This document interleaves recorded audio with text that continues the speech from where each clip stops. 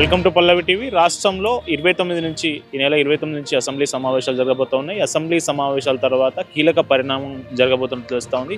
ఇప్పటికే phone tapping సంబంధించి special investigation టీంకు ఏర్పాటుకు ప్రభుత్వం ఆమోదం తెలిపింది. సిట్ ఫోన్ ట్యాపింగ్ అంశాన్ని సిట్ విచారణ చేపట్టింది. దాదాపు ఫోన్ ట్యాపింగ్ అంశం తెర మీదకి వచ్చిన 20 నెలల తర్వాత సిట్ ఏర్పాటు చేయడంపై కూడా కొంత చర్చనీయాంశంగా మారింది. అయితే సిట్టు ఇప్పటికే మాజీ సిఎస్ 2019 నుంచి 2023 వరకు ఉన్నటువంటి సిఎస్ ఏవైతే సోమేష్ కుమార్ ఉన్నారో ఆయనను, అట్లాగే అప్పుడు ఆ కాలంలో ఇంటెలిజెన్స్ చీఫ్గా ఉన్న నవీన్ చంద్ను ఇద్దరిని విచారించి వాళ్ళ స్టేట్మెంట్ రికార్డ్ చేసింది.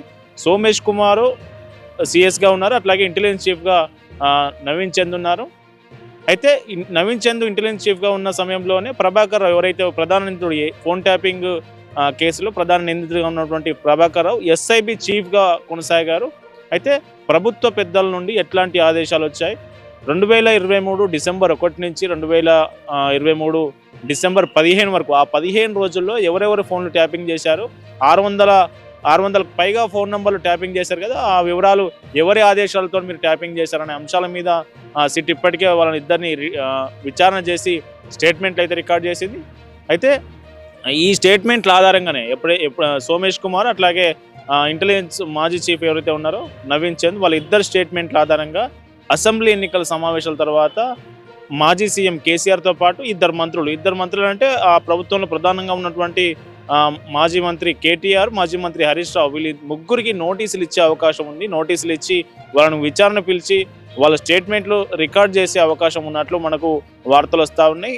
మొత్తానికైతే దాదాపు కేసు నమోదై 20 నెలల తర్వాత సిట్టు స్పెషల్ ఇన్వెస్టిగేషన్ టీం అయితే దూకుడు పెంచినట్లు కనిపిస్తూ ఉంది. మరి ఆ నోటీసుల్లో వీళ్ళు ఏం చెప్తారు, వీళ్ళ నోటీసులకు మాజీ సీఎం కేసీఆర్, అట్లాగే మాజీ మంత్రులు హరీష్ రావు, కేటీఆర్ హాజరవుతారా, విచారణకు హాజరయ్యి ఏం స్టేట్మెంట్ రికార్డ్ చేయబోతా ఉన్నారనేది ఉత్కంఠగా మారింది. మొత్తానికి అసెంబ్లీ సమావేశాల తర్వాత రాష్ట్ర రాజకీయాల్లో కీలక పరిణామం జరగబోతుందనే చర్చ మాత్రం ప్రస్తుతం కొనసాగుతూ ఉంది. మరి నిజంగా ఆ స్టేట్మెంట్లు, వాళ్ళు ఇచ్చినటువంటి స్టేట్మెంట్తో, నోటీసుల తర్వాత వాళ్ళు ఇచ్చే విచారణకు హాజరై ఇచ్చే స్టేట్మెంట్లతో సిట్టు సంతృప్తి వ్యక్తం చేస్తుందా? వాళ్ళు ఎట్లాంటి ప్రశ్నలు ఇస్తారు, సిట్ నుంచి ఎట్లాంటి ప్రశ్నలు వాళ్ళకు వస్తాయి, వాళ్ళు ఎట్లాంటి సమాధానాలు చెప్పబోతా ఉన్నారు? ఫోన్ ట్యాపింగ్ కేసులో మొత్తానికి ఏం జరగబోతా ఉంది, నిందితులు తేల్తారు? ఇప్పటి వరకు ఫోన్ ట్యాపింగ్ మొదలైనప్పటి నుంచి ఇప్పటి వరకు అధికారులనే విచారణ చేసినటువంటి స్పెషల్ ఇన్వెస్టిగేషన్ టీం మొట్టమొదటిసారిగా పొలిటికల్ లీడర్లకు, రాజకీయ నాయకులకు, అప్పటి ప్రభుత్వ పెద్దలకు నోటీసులు ఇచ్చేందుకు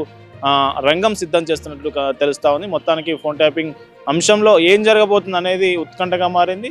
ఇప్పటి వరకు అధికారులే జైలుకు వెళ్ళారు, అధికారులే కోర్టుకు వెళ్ళారు, కోర్టు రిమాండ్ విధించింది. రిమాండ్ తర్వాత బెయిల్ మీద కొంతమంది బయటకు వచ్చారు.